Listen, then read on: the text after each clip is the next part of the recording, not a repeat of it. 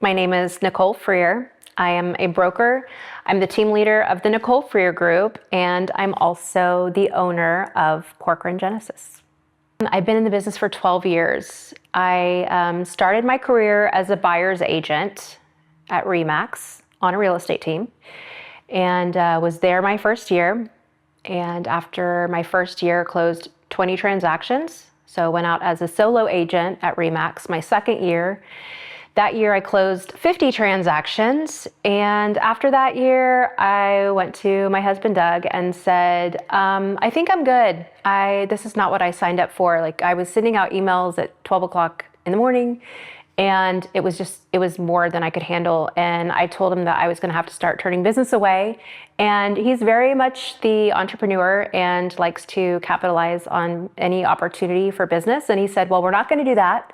How about I leave my business that I started and I'll get my real estate license, I'll join you and we'll start a real estate team. And I said, that sounds like a horrible idea. What is plan B? I had no desire to start a real estate team. I don't know how starting a real estate team even became a trend, because it seems like people in the industry can't wait to start a team. I was of the opposite mindset. I had never managed people before. I didn't go to college.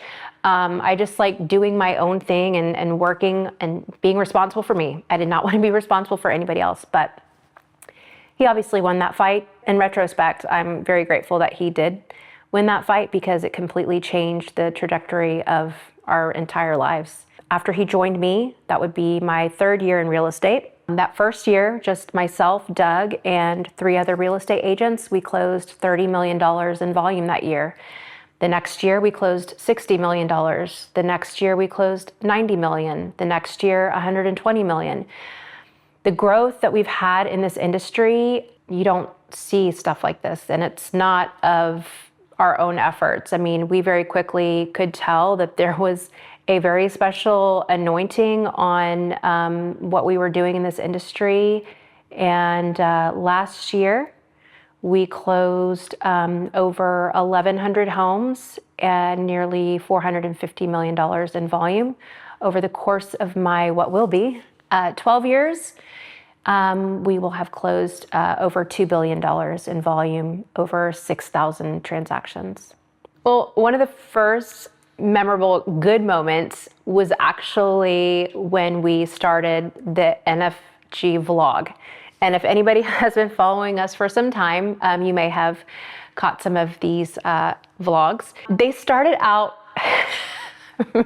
fun, and just as a form of entertainment to highlight the agents that we had on our team and to get our community more familiar with who we are. And it actually came by way of Jared Bailey. Seeing as though he watches a lot of reality TV, he had this idea for us to film kind of like a BTS of our lives in real estate. And so we did. And that was really fun because we were just starting our team. We had this group of people that were just young and hungry and ready to, take on the Houston real estate world. And we were like a small knit family until we weren't, because all good things must come to an end. And that was kind of I guess, twofold. My first great memory and not so great memory is having my first team and losing my first team. Both were great memories, and both, have played a hand in bringing me here today. When we hit our first billion, that was a really cool memory. Leaving RE/MAX, after being there for 7 years, right after they announced COVID, I turned to Doug and I was like, we're leaving RE/MAX. And he's like, what are you talking about? That's crazy. Nobody's making any big moves right now. And I am a gut decision maker. And I felt it in my gut. We were sitting in the backyard because we weren't allowed to go anywhere. And I looked at him and I said, we're leaving RE/MAX. At that time, we were number 49 in the world for RE/MAX. We had closed that year at our brokerage about $130 million in volume. And the second team to us had closed about $30 million. And so I just felt that I was at this time in my career where I had outgrown my space and I had been comfortable for too long. And I had this desire to get uncomfortable again, to be able to start growing again.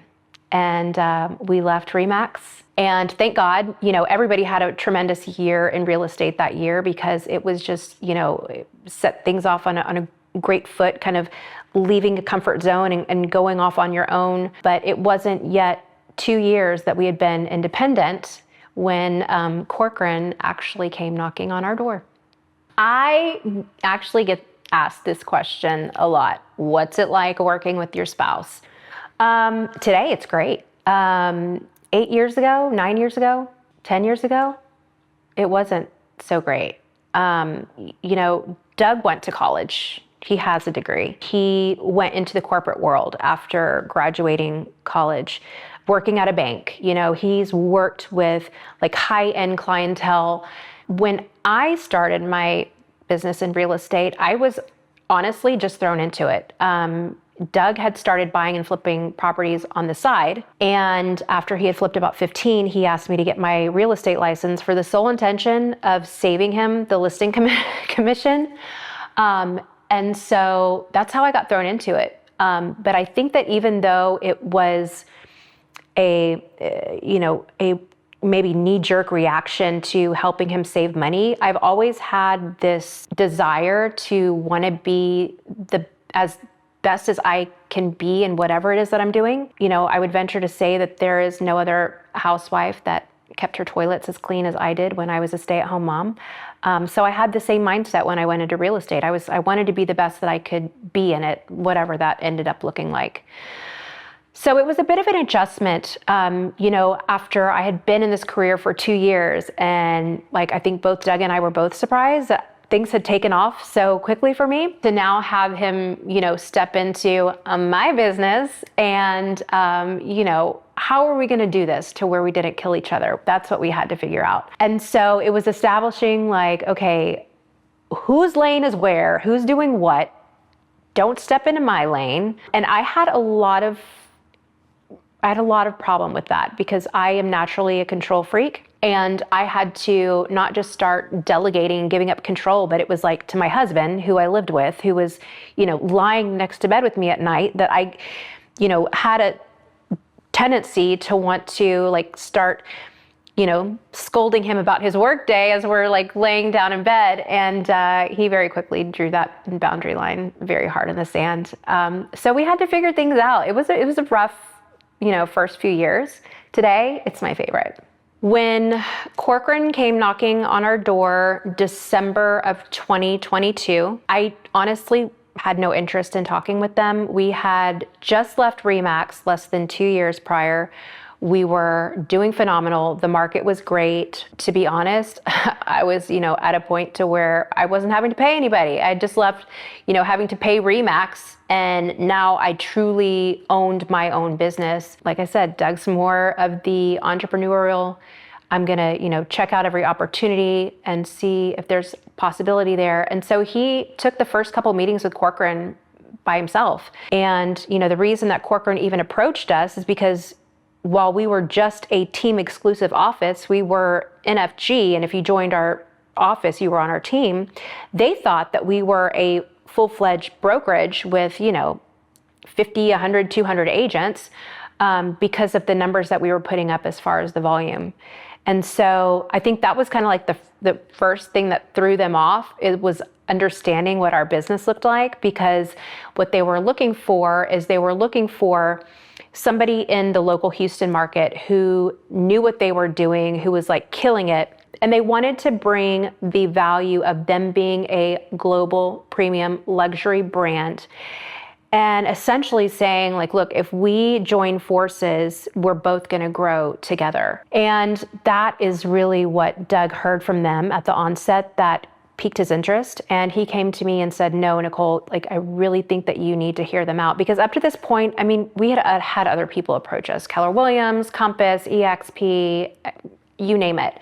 And they're just, I don't know, maybe I'm just super picky. There wasn't another brand out there that I felt was just on par with the quality is that we've built over all this time. But I was quickly humbled after my first meeting with Corcoran, because After hearing everything that they had to say, of course, the first thing that I want to do now is go home. I want to get on their socials. I want to get on their website. I want to look and see, like, what does the consumer see when they look up Corcoran? Their marketing, their appearance, everything was just so cool. Like, Corcoran doesn't like to call themselves cool. In fact, when they have us together, like, we're not cool, we're not sexy. I think they do that on purpose because they totally are like cool and sexy. But everything that I saw in there, so it was just like, it was everything that I liked in my own brand. It was like very clean, very simplistic, very modern. And I was like, wow. All of their marketing and advertising, like their print, their videos, everything was like of super high quality. And I was like, okay, maybe there's something here. But we kind of got a punch in the gut halfway through our courtship when Corcoran told us, thanks so much for your time, but we've decided to go in another direction. I could not believe it. Well, first of all, I had to keep this secret this entire time, because once we started getting into serious conversations with Corcoran, it was very much like, okay, you can't tell anybody, like we have to wait till we launch. And so here I am, being somebody who is very candid and likes to share on my socials, especially on my stories with what's going on to my day to day. I was not able to share any of it, and it was driving me insane. So we go this, like, let's call it, 8 months that we go down this road with Corcoran, and then they tell us that, they've decided to go in a different direction. Doug and I were, I think, in such shock that we didn't even have much conversation about it. We were kind of silent about it for about maybe almost a week. And I ended up coming to Doug and I said, my gut's talking again. My gut is telling me that this isn't the end of the story. I don't want to try to grasp at straws or pursue something that's not for me, but for some reason I feel like this isn't the end of the story.